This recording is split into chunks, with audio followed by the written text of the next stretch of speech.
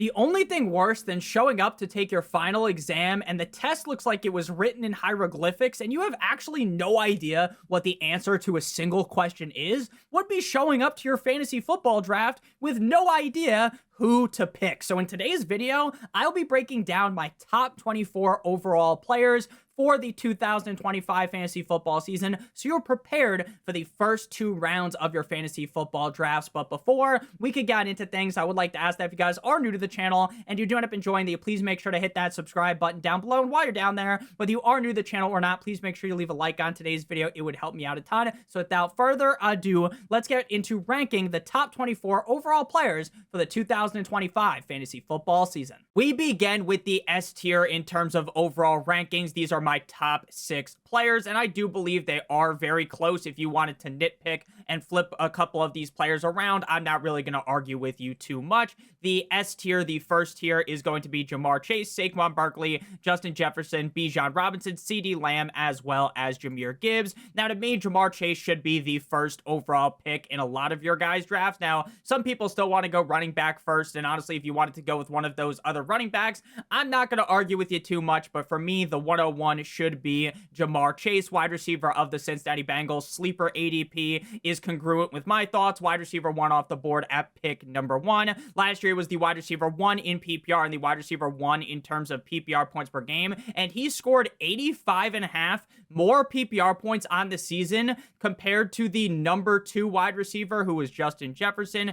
3 of 4 seasons in the NFL, he's been a top 5 fantasy points per game receiver, and his only down season, he was still inside of the top 12. 17 games played last year, he was number 1 in all categories. First in targets, first in receptions, first in receiving yards, and first in total touchdowns. 17 total touchdowns, 1,708 receiving yards, 175 targets, and 127 receptions. First in expected points added, 12th in yards per route run, 4th in yards per team pass attempt, and 5th in dominator rating. The Cincinnati Bengals defense is still not very good. Maybe they slightly improved in your mind, but this is still going to be a team that is down late in games having to throw the football, which was the case last season, which was why they ranked second in terms of pass play percentage in the NFL. And this isn't just some one-off thing for the Bengals. They ranked second last season with 64.81% of the time they were throwing the football. In 2023, they were at a very close number of 63.45% of the time. So even though they have T. Higgins,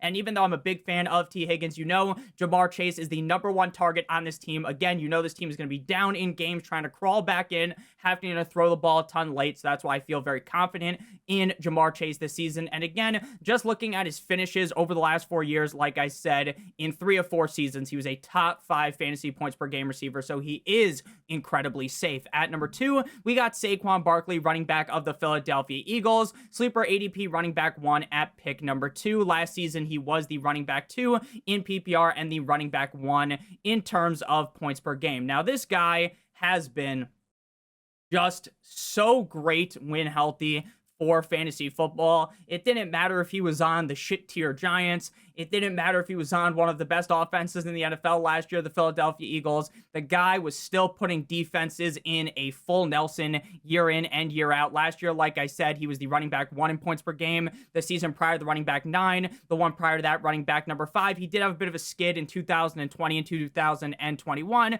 but prior to that, he was the running back 7 in points per game in 2019. 2018, he was the running back number 3. So again, just like Ja'Marr Chase, this is a very, very safe player to be drafting onto your team. I know some people are worried because of the immense amount of carries that he has seen across his career. They magically project him to fall off. This is going to be one of the most run-heavy offenses in the NFL yet again. They have one of the best, if not the best, offensive lines in the NFL. You should not worry at all. You should not overthink Saquon Barkley. Running back 1 last year in carries, running back 1 in rushing yards with over 2,000. Sure, the target numbers, the receiving numbers aren't the craziest. 26th in targets, 31st in receptions, and 26th in receiving yards. but it doesn't matter when you're scoring as many touchdowns, getting as many rushing opportunities as Saquon. 15 total touchdowns, 6th at running back in terms of efficiency. This guy's one of the most efficient running backs in the National Football League. 4th in true yards per carry, 4th in yards per touch, 3rd in explosive play rating, and 5th in dominator rating. Again, a lot of people are going to try to galaxy brain and overthink Saquon Barkley. You don't need to get cute when it comes to one of the best running backs in the NFL in the best environment for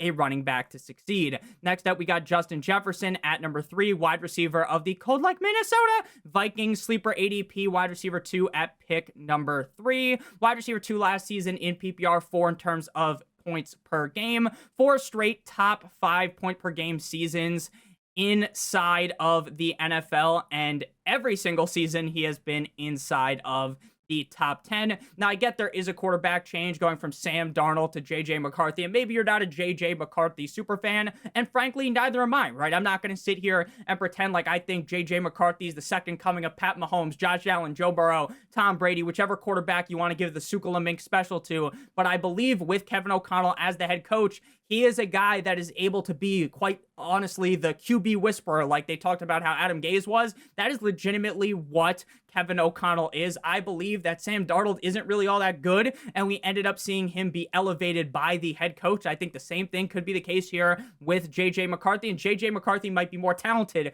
than Sam Darnold is. This is an offense, again, that is going to be funneling the ball to Justin Jefferson. 17 games played, he was 4th in targets, 4th in receptions, 2nd in receiving yards. He scored 10 total touchdowns, 5th at wide receiver, 6th in yards per route run, 10th in yards per target, 2nd in yards per team pass attempt, and 10th in dominator rating. Again, when it comes to these guys that are in the S tier, the first tier, I don't feel as though I need to spend 30 minutes talking about each of these players because, again, as long as you don't overthink things and as long as you come into your draft with a very sound mind, as long as you just use your brain cells correctly, you will realize these guys are definitely the top 6 picks. And again, if JJ McCarthy is just how good Sam Darnold was last season, which I believe is very possible, that we should see another very reliable season out of Justin Jefferson. Next up, we got Bijan Robinson, running back of the Atlanta Falcons, sleeper ADP running back 2 at pick number 4, running back 3 last season in PPR, as well as in PPR points per game. Now, last season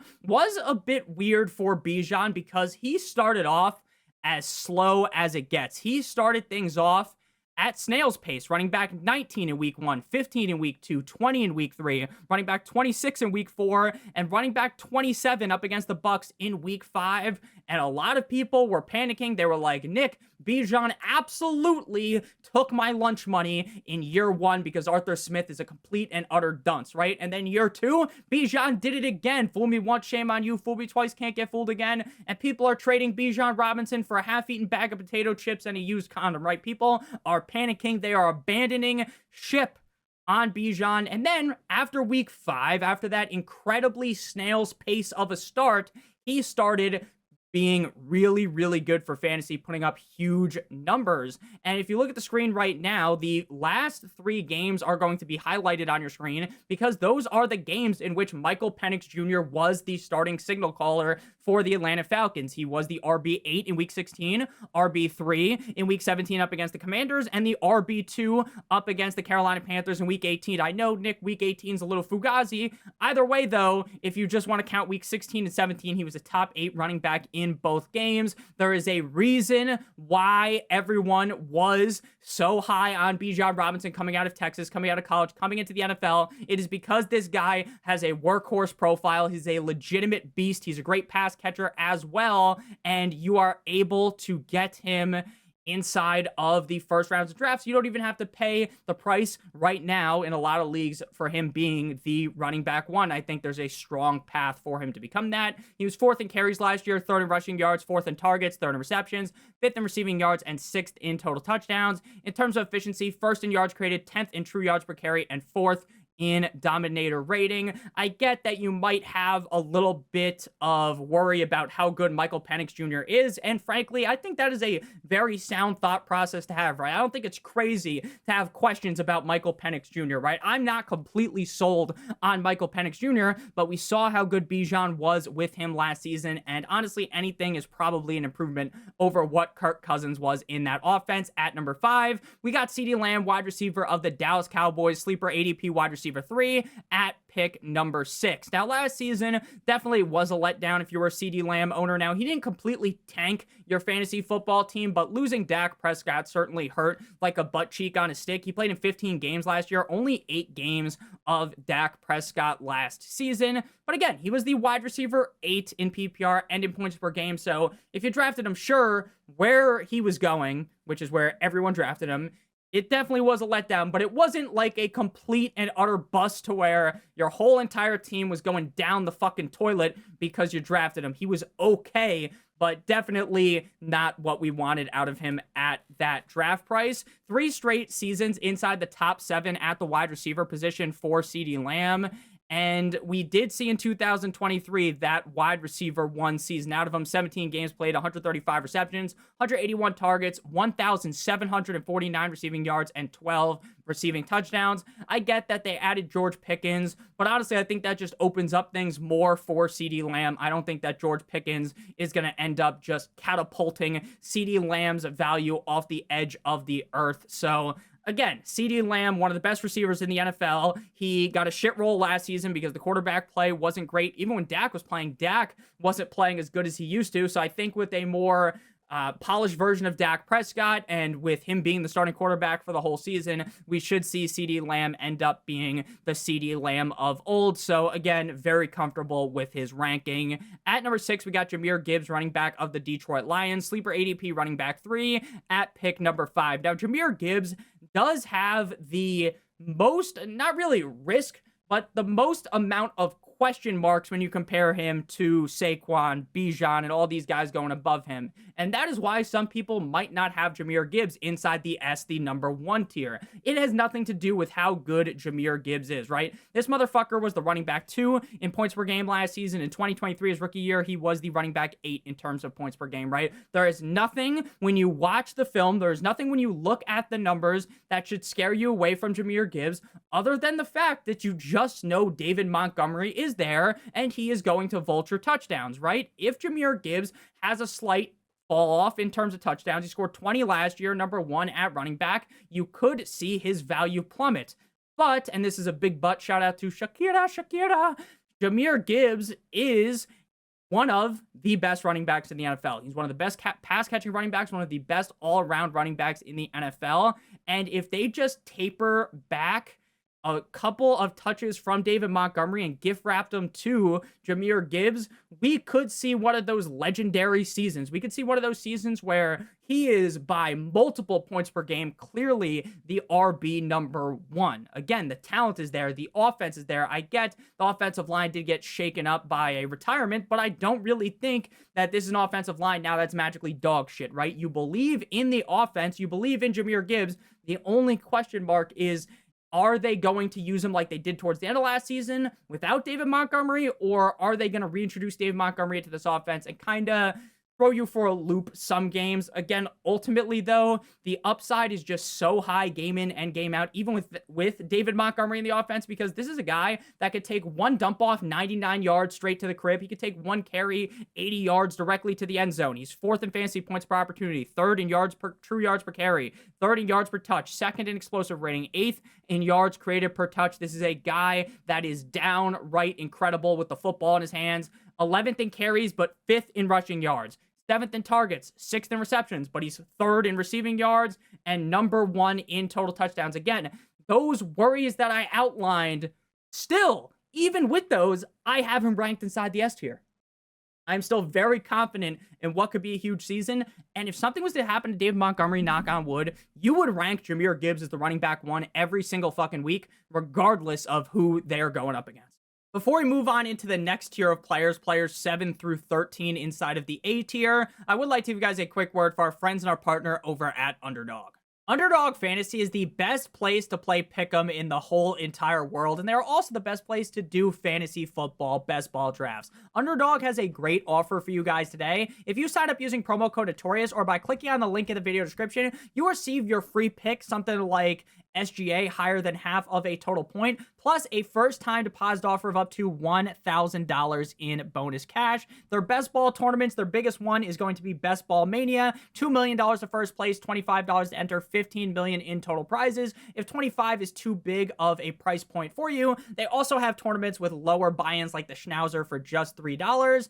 Best ball is the best part about fantasy football. It's the draft, and that's it. There's no waivers, no trades, no in-season management, because Underdog automatically puts the highest scores into your lineup for you every single week. So make sure you guys do check that out. Underdog Fantasy, promo code Notorious, or by clicking on the link in the video description. Back on into things here, into the A tier. Inside of the A tier, we have players 7 through 13 with Malik Neighbors, Devon Achane, Amon-Ra St. Brown, Christian McCaffrey, Puka Nacua, Ashton Genty, and Nico Collins. So the first guy to discuss is going to be Malik Neighbors, wide receiver 6 on Sleeper at pick number 9. So I do have him ranked slightly higher. Wide receiver 6 on the season last year, 7 in PPR points per game in his rookie year. Highlighted on the screen right now are going to be his top 10 games.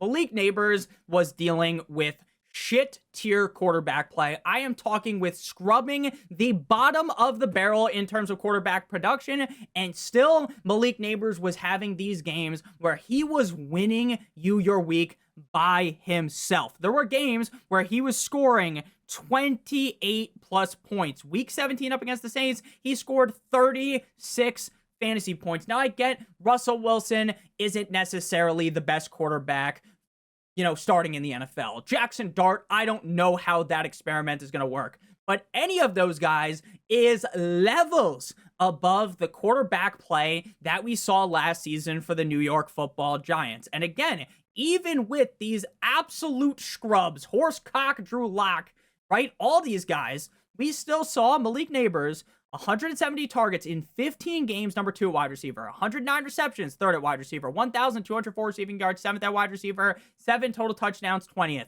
There is zero zilch competition in this offense around him for targets. Sure, they have Juan Dale Robinson, who's going to get a fistful of targets every single game, but Wandale Robinson is not good. He can't hold the jock strap of Malik Neighbors. Malik Neighbors is that guy. You know that old clip, "You're not that guy, pal"? Malik Neighbors is that guy. 1st in dominator rating, 10th in yards per team pass attempt. So I believe with the quarterback play getting better, the ceiling is the moon. Fly me to the moon. Shout out Frank Sinatra. I love Malik Neighbors this season. Next up, we got my guy, Devon 2 Chainz, running back of the Miami Dolphins, sleeper ADP, running back 5 at pick 15. Running back 5 last season in PPR, 6 in PPR points per game, 2 seasons in the NFL, back-to-back years inside of the top 6. And this is a guy. Now, here's a guy that it was night and day with Tua versus without. 11 games played with Tua, 17 total games. The games highlighted on your screen are with Tua Tagovailoa as the leading signal caller, and it literally is night and day. Week 1, running back 3, then running back 2 up against Buffalo. In that game, Tua tries to be a hero, and Damar Hamlin ends up giving him a concussion. It was terrible to watch as a Dolphins fan. It was crazy. And then, so week 4 or week 3 through week 7, there's no Tua. Running back 33, 44, 53, 25. And then Tua comes back, and just like that, Devon Achane's back. Just absolutely face fucking defenses. Running back 2, 24, 6, 7, 13, 14, 3. That Tua gets hurt. Running back 35, and then running back number 8. Now, I understand that betting on Tua to stay safe for the whole season definitely isn't the best bet to make, but I do believe that the quarterbacks behind Tua are actually much better than what we saw be the run out last season, whether that is Quinn Ewers or if that does end up being the MILF Hunter, Zach Wilson. I just think both of those guys are better than Skylar Thompson and friends that had to play last year for the Dolphins. And if Tua plays a full 17 games, there's a very good case to be made that Devon Achane should be the number 1 pick in fantasy football drafts. This is a guy that only had 11.9 carries per game, 22nd at running back, but he had 87 targets, 78 receptions, 592 receiving yards, 12 total touchdowns, 8th at running back. 1st in terms of receptions, 1st in receiving yards, and 2nd in targets in terms of efficiency, 10th in yards per touch, 7th yards created per touch, 22nd in game script, 31st in run block rating. I don't think the Dolphins' offensive line got much better, but they are better than last season. That should help out Achane. You know that Mike McDaniel, at least I know as a Dolphins fan, this motherfucker goes to sleep at night just cranking off, thinking about Tua dumping the ball off a bunch of times to Devon Achane. We just dump the ball off at such a high rate. It's beautiful for Achane's fantasy value. So while as a Dolphins fan, it does piss me off when it's like 3rd and 7. And it's like, all right, so he's going to fucking throw a piss missile to Tyreek. Mike McDaniel's a guru. He's going to dial something up. It's going to be beautiful. It's just a dump off to Achane for 6 yards. But Achane gets some solid fantasy points out of that. So while it sucks cock as a Dolphins fan, it's great if you got him in fantasy. Next up, we got Amon-Ra St. Brown, wide receiver of the Detroit Lions. Sleeper ADP, wide receiver 4 at pick number 7. Now, we talked about Amon-Ra St. Brown recently as a bust-proof player, and I genuinely believe this. Amon-Ra St. Brown is like wrapping a condom around your wide receiver core, your wide receiver 1, your first-round pick, because he just sees so much volume in one of the best offenses in the NFL. I get everyone is getting down on their knees. They're whipping out the knee pads to suck off Jameson Williams. They're hyping up Jameson Williams, and I like Jameson Williams. But guess what? Amon-Ra St. Brown is the number 1 wide receiver on this team. Wide receiver 4 last season in points per game, 4 the season prior to that, and wide receiver 10 the season prior to that in terms of points per game. Ever since that late resurgence from Amon-Ra St. Brown in his rookie year in 2021, this guy has been nothing but safe for your fantasy team. Again, the targets are very high. 8th in targets, 2nd in receptions, 5th in receiving yards, 3rd in total touchdowns. And he's efficient. 2nd in target accuracy, 14th in yards per route run, 11th in yards per team pass attempt, 15th in target separation, and 13th in true catch rate. Again, in fantasy football, a lot of the time you're chasing this elite talent, which Amon-Ra St. Brown is, but you're also chasing volume, which is exactly what Amon-Ra St. Brown gets, again, in one of the best offenses, in an offensive line that will be a brick fucking wall, so Jared Goff can stand there, look out there, and feed the rock to Amon-Ra St. Brown. So again, just like the past couple of years, ranking Amon-Ra St. Brown anywhere outside the top 10, in my opinion, is malpractice. At number 10, we got Christian McCaffrey, running back of the San Francisco 49ers, sleeper ADP running back 7 at pick 18. I really believe by late August, early September, when you guys are doing your fantasy football drafts, Christian McCaffrey is going to be a staple inside of the late first round, or maybe even the middle of the first round of fantasy football drafts. I get there's a lot of risk, right? We just talked about Amon-Ra St. Brown, who is this nice Trojan wrap around your fantasy football team, right? Going and drafting Christian McCaffrey is like raw dogging some prostitute that you found for $7, right? I fully understand that because of the quote-unquote injury history, right? If you're just comparing the two guys, but the upside of Christian McCaffrey is like kind of like we talked about with Jahmyr Gibbs, where he's the running back 1, and I'm not talking about like, oh, he's the running back 1 by, you know, a point, right? He barely the running back 1. No, I'm talking about he's the running back 1 by like 90 or 100 fantasy points. That is how good Christian McCaffrey is. Highlighted are 20-plus point per game finishes for Christian McCaffrey, which is 5 of his 8 seasons with only 12 finishes if he played 16 or more games. So last year, sure, it wasn't the best, but even when he was healthy, he actually looked pretty good. The season prior to that, running back 1, 24.5 points per game. The season prior to that, 2022, 21 PPR points per game, 2nd at running back. The season prior to that, he was on a tear, but he only played in 17 games, 18.2 per game. Then 30.1, 29.3, 24.1. And now, because he was hurt last season, we're going to panic? Come on, man. Come on. Again, this is just like the classic don't overthink things. And guess what? If Christian McCaffrey ends up being a bust, he gets hurt again, I'm fine with it because I feel like the decision-making was sound. The guy is that good. He really is that good. That, to me, it's crazy that his ADP right now isn't even in the first round. Next up, we got Puka Nacua, wide receiver of the LA Rams. Sleeper ADP, wide receiver 5 at pick 8. And also with McCaffrey, real quick, the expectation right now is that there's 0 restrictions, right? There's no kid gloves, right? They're taking them off. Christian McCaffrey's getting his full allotment workload, his full load. He's taking that full load, no diddy. So I really like Christian McCaffrey. Don't overthink it. Puka Nacua, wide receiver of the LA Rams. Again, sleeper ADP, wide receiver 5, pick 8. Wide receiver 26 last season in PPR, but he was the wide receiver 3 in PPR points per game. Back-to-back top 6 finishes in PPR points per game. 11 games played. He was averaging 9.6 targets per game, 7.2 receptions per game, 90 receiving yards per game, and he only scored 4 total touchdowns, which I won't say is guaranteed to be greatly increased because they do have Kyron, who, even though the guy has fumbleitis, Sean McVay loves. He gets off on, he's snorting. You know, you ever seen that back in the day when the Dolphins guy, I don't forget if it was like our offensive coordinator, someone on the Dolphins or maybe the DC, he got fired. This was so many years ago, just thrown in the back of my brain, where he's just snorting coke off the table and the video gets leaked. That is what Sean McVay snorts Kyron Williams touchdowns before he goes to sleep. He just loves Kyron in the goddamn red zone. And sure, they add Devontae Adams, but again, this guy was putting up wide receiver 3 in points per game numbers with 4 fucking touchdowns, okay? He wasn't even scoring that many touchdowns. First in yards per route run, 30 yards per team pass down, 4th in true catch rate. I believe two greats can coexist.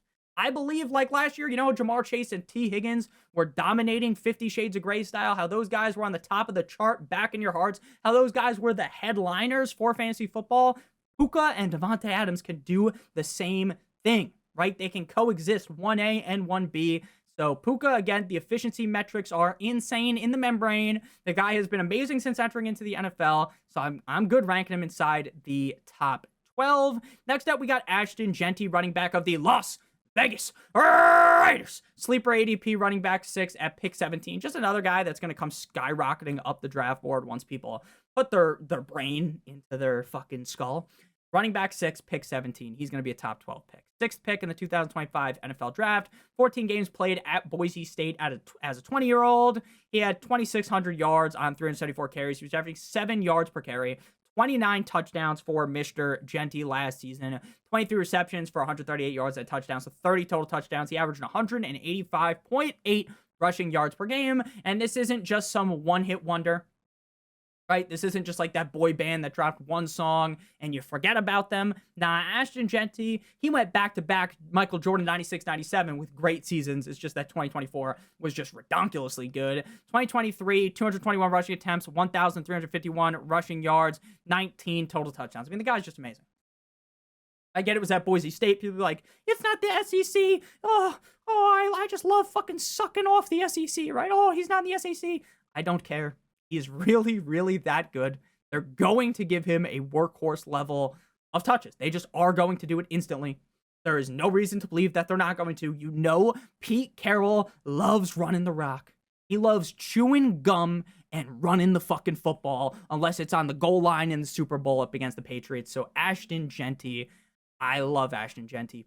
Pause. Actually, no pause. I just love him. He's really that good. Next up, we got Nico Cousin. Let's go Bowling Collins, wide receiver of the Houston Texans, sleeper ADP wide receiver 7 at pick number 10. Wide receiver 23 on the season, 9 in PPR points per game. Back-to-back seasons inside the top 10 in terms of fantasy points per game for Nico Collins. Ever since CJ Stroud got there, he changed the man's life, because while Nico Collins was actually good before CJ Stroud got there, CJ Stroud fully unlocked the game of Nico Collins, and this is a wide receiver room that is way different than last season. There is no Stephon Diggs because he's on a boat partying with Cardi B, snorting on some of that pink sugar, that booger sugar, right? And Tank Dell, not going to be playing this season. So it's Nico Collins, Jaden Higgins, Christian Kirk, Jalen Noel, John Mechie, Xavier Hutchinson, Justin Watson, and Johnny Johnson. None of those guys can hold the guy's drop strap. None of those guys are on the same level, the same stratosphere as Nico Collins. And again, CJ Stroud definitely had a bit of a letdown, a bit of a stinker last season, but still, Nico Collins was on top of the world. 3rd in yards per route run, 9th in yards per target, 7th in yards per team pass attempt, 3rd in dominator rating, 5th in explosive rating. Again, I get last year wasn't necessarily exactly what we hoped out of Nico Collins because he did end up getting hurt, but if he's able to play 16, 17 games this season, this guy has league winner written all over him. Now we move on into the B tier, the 3rd tier, with my players 14 through 17, Derrick Henry, BTJ, Josh Jacobs, and Drake London. So far, again, these are 3 different tiers, right? You definitely feel the best about the S tier. You feel pretty good about the A tier, right? Those A tier guys could definitely finish inside the top 5, the top 6, right? And then you have the 3rd tier. And in my opinion, these guys could definitely finish in the A tier. Some of them could definitely finish inside the S tier, but there is definitely a fall off, in my opinion, from one tier to the other. The tier fall off, in my opinion, really starts to feel a lot bigger once you go from the third tier to the fourth tier, in my opinion. So again, Derrick Henry, we just talked about him a couple of days ago. I like Derrick Henry a lot. I talked about him in the Bust Proof video, running back 4 in ADP, pick number 12. Derrick Henry, again, in my opinion, he really is bust proof. When healthy, as long as the team he's on is okay, he's finishing as a top 6 running back. Running back 4 last year in terms of points per game. The season prior, he was in Tennessee. Not a good year out of Tennessee. He's the running back 16. But when Tennessee was cooking, he's the running back 4 in points per game. And in 2021, he only plays in 8 games, but he's averaging 24.2 points per game. Running back 3 in 2020. Running back 4 in 2019. The Baltimore Ravens, spoiler alert, are a good team. A team that is going to be up big in games, that is able to run the ball a shit ton as time is expiring. And they are going to continue to force the rock to Baltimore Ravens running back Derrick Henry. The Ravens ranked second in terms of run play percentage last year with 53.55% of the time they ran the ball, 49.92% of the time in 2023. This is a guy that's easily going to see over 300 carries. He could eclipse 2,000 rushing yards, 325 carries last year, second at running back, 1,921 rushing yards, second at running back, over 110 rushing yards per game. Sure, he doesn't have crazy pass catching upside, 49th in targets, 44th in receptions, 36th in receiving yards, but he scored 18 total touchdowns, second at running back, and he still got it. Unc still got it. He's not just putting up these numbers because he's getting fed all game long like a fat kid at a buffet. Second in true yards per carry, third in yards per touch, first in explosive rating, 8th in dominator rating, and second in game script. Again, another clear example of don't overthink things. Don't get too far into your own brain thinking about, oh my God, he's getting a little bit older. Oh no. Oh, woe is me. I gotta panic. I can't draft Derrick Henry. That's what people were saying last year. All what happened last year. Next up, we got BTJ, Brian Thomas Jr., wide receiver of the Jacksonville Jaguars. Sleeper ADP, wide receiver 8 at pick number 11. Wide receiver 4 on the season, wide receiver 12 in terms of points per game. Interesting enough, he did actually perform better with Mac Jones compared to with Trevor Lawrence. He only played in 7 games he played in 7 games with Mac Jones and with Trevor Lawrence. So 7 games without T-Law. But I don't think that's really indicative of Trevor Lawrence actually sucks and Mac Jones is better than him. I think it's more indicative of the offense just realizing, hey, we need to force feed the ball to our best player instead of, oh, Mac Jones is so much better than Trevor Lawrence, right? If you could forecast BTJ for 2025, I would do anything to have Trevor Lawrence under center compared to Mac Jones, right? If you drafted him. Wide receiver 4 on the season, 12 in terms of points per game for Brian Thomas Jr. Last season, he was 14th in targets as a rookie, 12th in receptions, 3rd in receiving yards, 5th in total touchdowns. I was all over Brian Thomas Jr.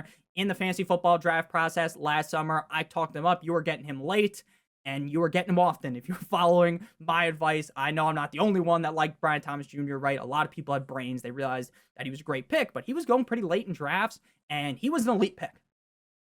They were ecstatic to have had him.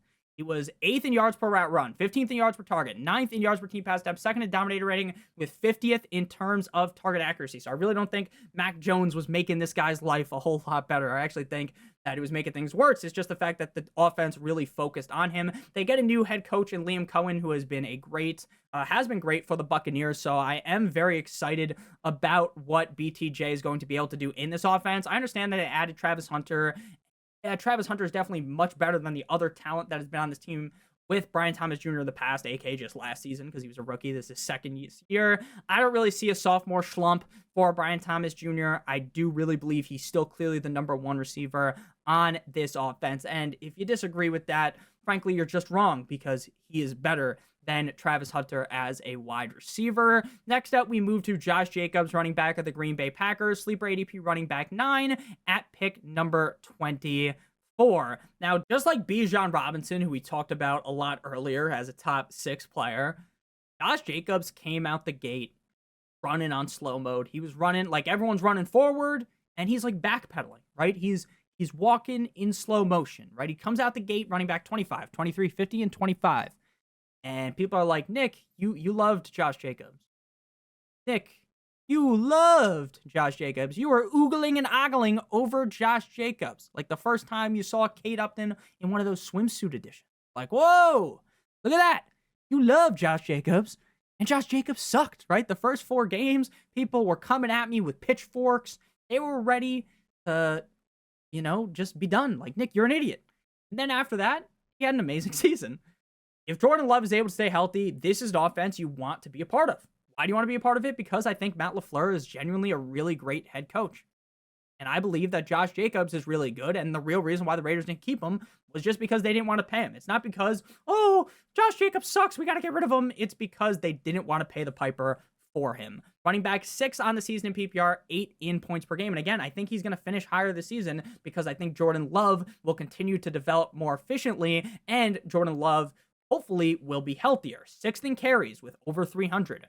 6th in rushing yards with 1,329. Sure, Josh Jacobs isn't another one of these guys that's like a prototypical pass catching running back, but he can catch passes. 43 targets, 36 receptions, 342 receiving yards, 16 total touchdowns, 4th at running back. Another guy that's pretty efficient, 12th in explosive rating, 15th in yards created per touch, 9th in dominator rating, with a pretty bad run blocking rating, 34th. So if the run blocking rating is just a little bit better, and if Jordan Love is able to stay healthy, then the ceiling for Jacobs is running back number 1 in fantasy football, in my opinion. And he had a stretch of games where it was downright amazing if you had him. From weeks 11 through week number 14. Week number 11, he was the running back 5, followed by the running back 2, running back 5, running back 4, and then the running back number 6. He closed off the season with a huge game up against the Eagles in a game they lost in the playoffs. So I'm a big fan of Jordan Love.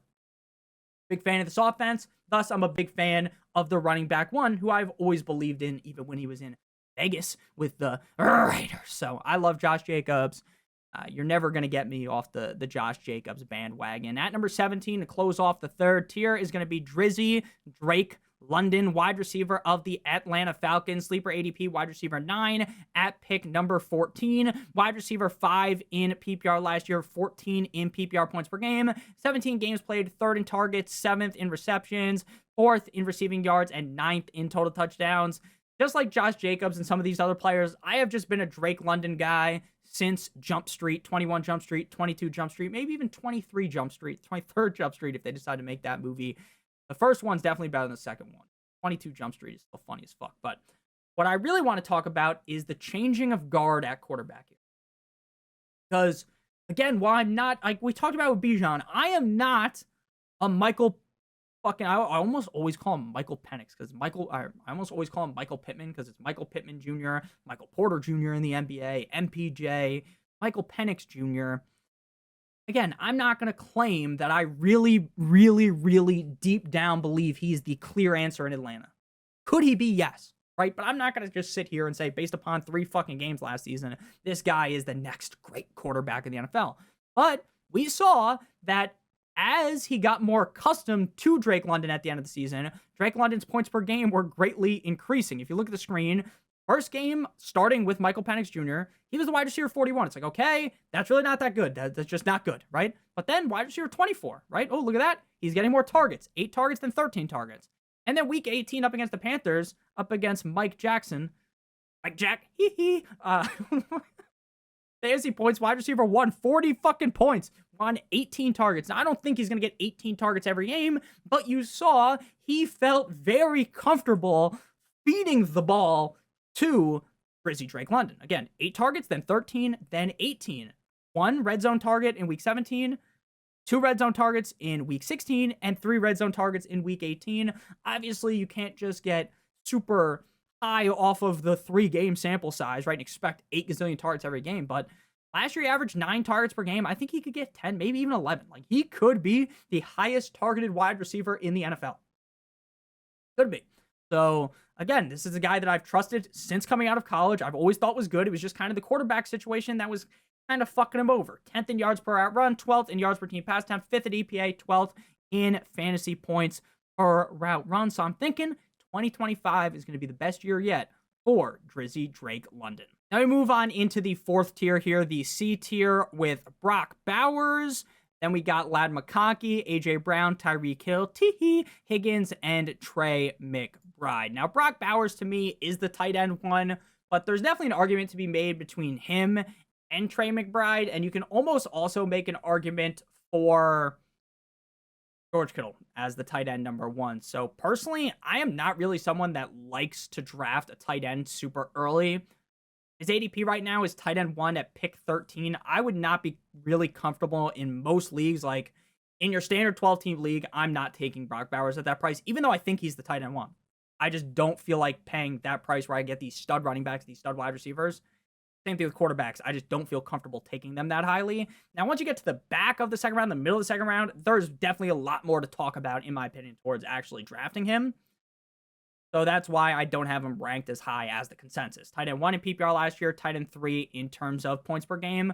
Better quarterback play, in my opinion, this year with Geno Smith. Again, like, I don't think Geno Smith is all that great, but he is kind of underrated if you just compare him to what the other quarterbacks have been for the Raiders over the last couple of years, and especially with what the Raiders were dealing with last year. And still, Brock Bowers was phenomenal. Number 1 in targets, 9 per game. Number 1 in receptions, 6.6 per game. He had 150 targets, 112 receptions, 1,194 receiving yards. First. So the only thing where he wasn't first was touchdowns with just 5, 9th at tight end. And Brock Bowers, you look at the guy and you're like, that's a guy that could score 10 plus touchdowns. You don't look at how Brock Bowers is built and you're like, oh, I see why he scored 5 touchdowns. You want to know why he scored 5 touchdowns? Because the quarterback play fucking sucked. It reeked to high heaven. 9th in yards per route run, 3rd in yards per team pass attempt, 3rd in dominator rating, 2nd in juke rate, 2nd in explosive rating, 2nd in EPA. You don't need to be a genius Einstein to figure out why you should like Brock Bowers as a top 3 tight end, as the tight end number 1. So again, I'm not going to really sketch things out crazy like.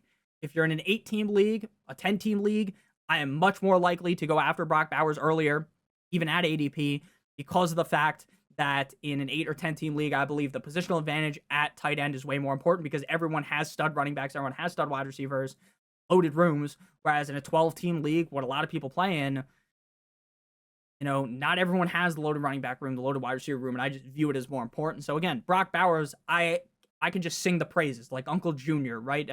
Justin Tucker, also great singer, loves massages, but might not be the best guy, but you know, I can sing the opera about how much that I like Brock Bowers. He really is just that good. So another guy I was on last season and was very right about. No shit, right? The guy's a great talent. He pays off at the NFL. Who could have guessed? Next up, we got Ladd McConkey, wide receiver of the LA Superchargers. Sleeper ADP, wide receiver 11 at pick 22. Wide receiver 13 in PPR, 19 in PPR points per game. 23rd in terms of targets last year. He was 15th in receptions, 9th in receiving yards, and 20th in total touchdowns. Efficiency-wise, though, this is what's really pushing me towards him. 8th in target accuracy with the if-man, Justin Herbert, the pervert. 7th in yards per out run, 8th in yards per target, 8th in yards per team pass attempt, and 6th in EPA. You look at that wide receiver room, and none of those guys are on the same level as Ladd McConkey. Going into his second year, I just feel like the targets are going to be very bountiful for him, very heavy, getting fed his way. So, again, with Ladd McConkey, I don't think this guy's necessarily, I would never, I've said like 50 times in a row. I have Ladd McConkey ranked ahead of A.J. Brown. You would be an absolute dumbass if you thought that Ladd McConkey was better than A.J. Brown. But in fantasy football, I just feel more confident with the amount of volume I think Ladd McConkey is going to see week in and week out. And there's just so much less target competition. And the Eagles just run the ball so much, which is why I have him ranked behind him. A.J. Brown, wide receiver 10, pick 16. This guy feels safe. And to me, it's almost a little too safe, right? A.J. Brown kind of feels like the pick you make where you don't want your pick to fuck up, but you do that at the expense of the upside. What is A.J. Brown's upside? A.J. Brown, back in Tennessee, he's an amazing player. He's amazing in Philadelphia. Again, I have nothing bad to say about A.J. Brown as a player. In terms of efficiency, 13th in fantasy points per target, 2nd in yards per out run, 4th yards per target, 9th yards per reception, 1st in team pass attempt. I mean, the guy's fucking great, right? You watch the tape, he is really, really good. Why do I not like him in fantasy? Because they run the ball so much, and because there's a lot of target competition. They have A.J. Brown, but they also have Devontae Smith. They also have Dallas Goedert. They also have Saquon Barkley. Do I envision A.J. Brown as like a 10-plus touchdown guy? In my opinion, no. Why do I not believe that he's a 10-plus touchdown guy? Because I think it is very hard to score 10-plus touchdowns when Jalen Hurts can be tush-pushed into the end zone, and it works basically every time. And if it doesn't work, guess what? You just do it again. If that doesn't work, You just hand it to Saquon Barkley because that's going to work eventually, right? They have Dallas Goedert, who can score touchdowns. Devontae Smith has crazy hands. Look, A.J. Brown is a great player. Again, but I think the offense limits him and it limits his upside. I think A.J. Brown's a pretty safe bet to finish as a top 12 receiver, top 15 receiver, right? I would be shocked if he finished outside of that. But I also would be very, very, very, very, very shocked with how this offense is constructed, how this offense maneuvers with Nick Sirianni, if he ended up being a true league winner. Again, he could be on your team where you won, right? He was chilling on your team. He was having those spike weeks. But is A.J. Brown why you win your league? Probably not. Whereas I think that Ladd McConkey, if the targets really do go his way, he's the kind of guy where I could see, like, holy shit, I won my league because Ladd McConkey, for the final 6 games of the season, was averaging 10-plus targets per game, and he was getting a lot of touchdowns, and he just had a great season. Justin Herbert's great, all those things. So that's why I have A.J. Brown ranked a little bit lower. It's no shade on A.J. Brown. It's no shade on Jalen Hurts. Just the situation. Shout out to Mike. Next up, we got Tyreek Hill, and honestly, I'm thinking about ranking Tyreek Hill ahead of A.J. Brown.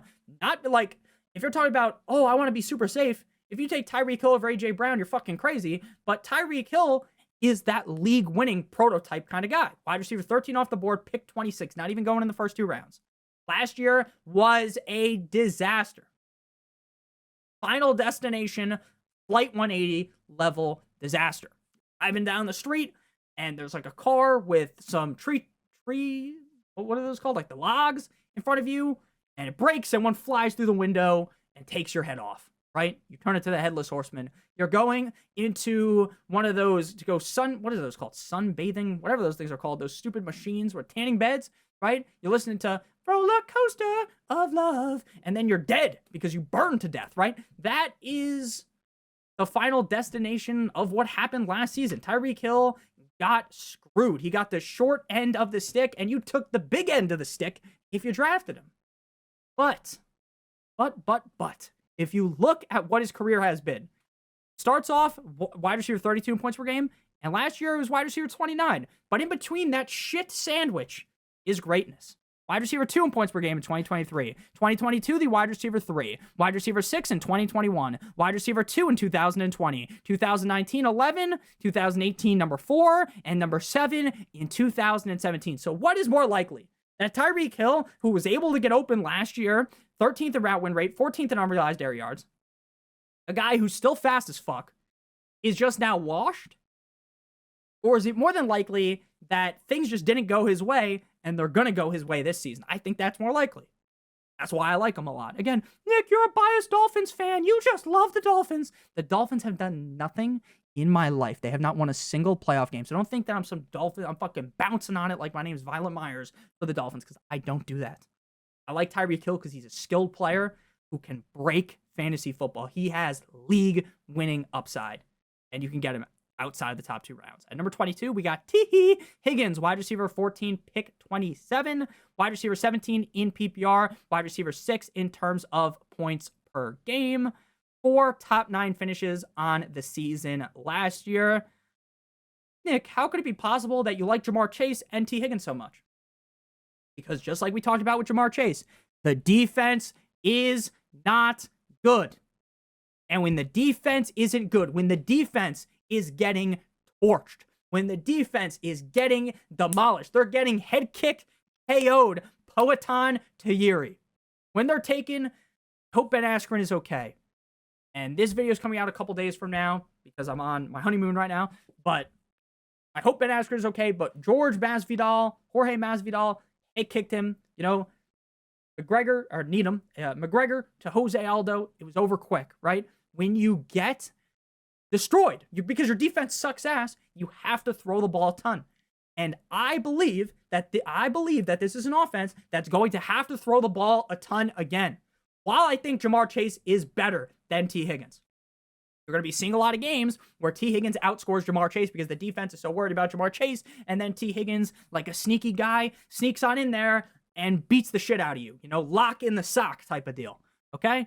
Last season, 12 games played, 2 games missed with the hammy, 2 games missed with the quad, 109 targets, 9.1 per game, 6.1 receptions per game, 911 receiving yards, 75.9 per game, and total touchdowns, 5th at wide receiver.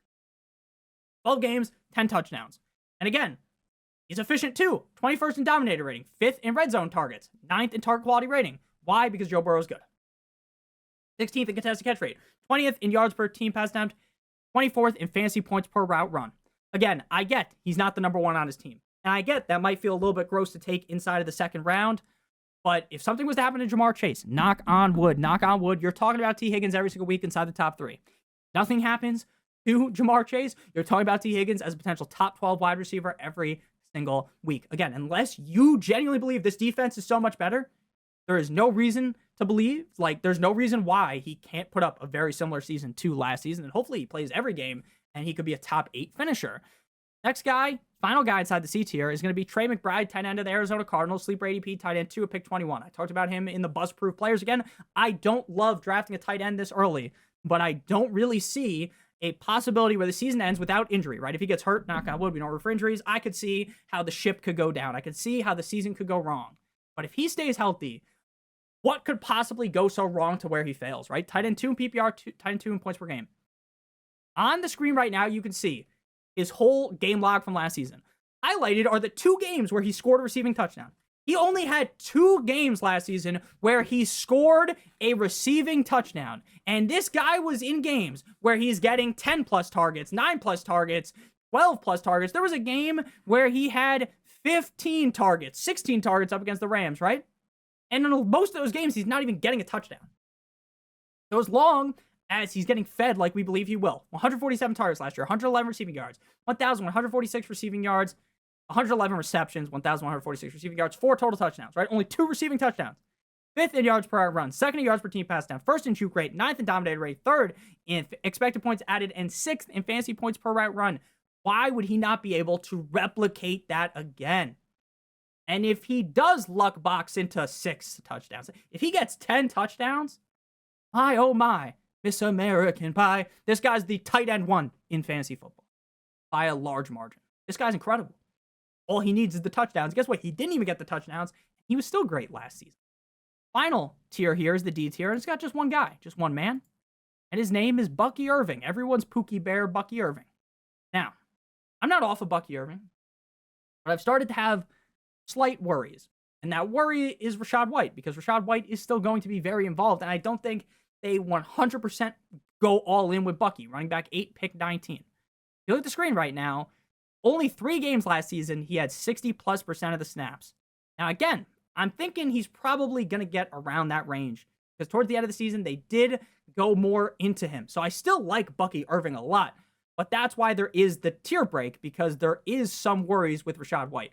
Running back 12 in week 6 when he had 65% of snaps. Week 18 up against the Saints, 16.4 fantasy points, running back 9, and then up against the Commanders in the playoffs, 68.1% of the snaps, running back 6, 16.3. So if the team does go all in and fully invest in him, the upside is there. We all know he's a great running back. You look at the efficiency, 6th in true yards per carry, 5th in yards per touch, 3rd in juke rate, 6th in explosive rating, 2nd in yards created per touch. So again, the guy has the skills to pay the bills.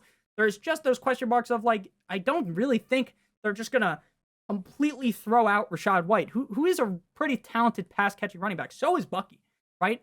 Bucky's very talented at catching passes, but so is Rachaad White, and Rachaad White is still going to get his.